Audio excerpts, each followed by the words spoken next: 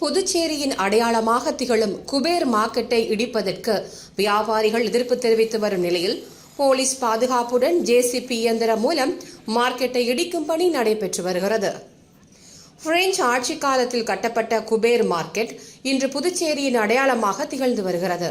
புதுச்சேரியில் white down என்று சொல்லக்கூடிய நகரத்தின் மையப்பகுதியில் இந்த மார்க்கெட் இயங்கி வருகிறது. இங்கு நாளொன்றுக்கு ஆயிரக்கணக்கான மக்கள் வந்து தேவையான பொருட்களை வாங்கிச் செல்கின்றனர். இந்த பழமையான மார்க்கெட் தற்போது பழுதாகி சிதிலமடைந்து இருப்பதால் இதனை ஸ்மார்ட் சிட்டி திட்டத்தின் கீழ் மின்சார படிக்கட்டுடன் கூடிய 3 மாடி கட்டடமாக கட்ட அதிநவீன முறையில் அரசு முடிவு செய்துள்ளது.